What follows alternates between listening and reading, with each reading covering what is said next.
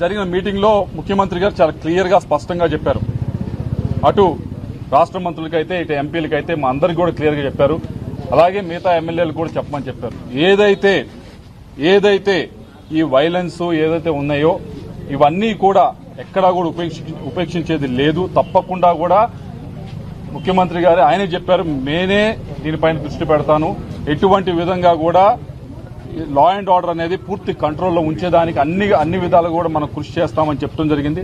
మరోవైపు ఏదైతే 35, 36 ఏదో లెక్కలు చెప్తా ఉన్నారో ఈ లెక్కలన్నీ కూడా శుద్ధ తప్పు. దయచేసి ఈ 35 నెంబర్లు ఏదో చెప్తున్నారో పేర్లు ఏదైతే చెప్తున్నారో దయచేసి ఆ పేర్లు ఇవ్వండి, అడ్రస్లు ఇవ్వండి. అది కూడా ఇందాక డిస్కషన్కి వచ్చింది. అడ్రస్లు ఇవ్వండి. తప్పకుండా ఇక్కడ ఎవరు కూడా ఏ పార్టీ అదో ఇదో చూసి ఈ కులం ఏ మతమో చూసి చేసేది కాదు.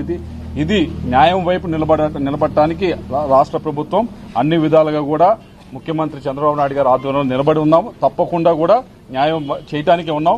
ఈ 35 నెంబర్ అనేది మాత్రం పూర్తి అవాస్తవం అని మీడియా మిత్రులు తెలియజేస్తారు. ఆయన అంటాం తాలిబాన్ల రాజ్యం నడుస్తుంది ఆంధ్రప్రదేశ్ అని మీరు ప్రాతినిధ్యం వస్తున్న వినుకొండకు వచ్చి చెప్పింది.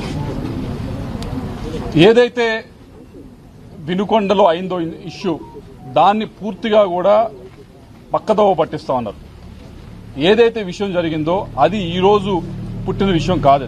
గడిచిన 2 సంవత్సరాల నుంచి కూడా ఇది నడుస్తా ఉంది. ఏదైతే ఆ ఇద్దరు వ్యక్తుల మధ్య గొడవ ఉందో ఆ గొడవని ఈ రోజు పార్టీ పరంగా ఈ రోజు పూయడానికి తయారయ్యారు. ఎవరైతే మొన్న హంతకుడు ఉన్నాడో ఆయన పార్టీ ఏదైతే అంటా ఉన్నాడో ఆయన పెద్ద యాక్టివ్ పొలిటీషియన్ కాదు. మీ అందరికీ తెలిసిందే, ఎవరో కుర్రాడు. మరోవైపు ఏదైతే ఇష్యూ జరిగిందో అది గడిచిన 2 సంవత్సరాల నుంచి వాళ్ళిద్దరి మధ్య వాళ్ళ గ్రూప్స్ మధ్య జరుగుతూ ఉంది.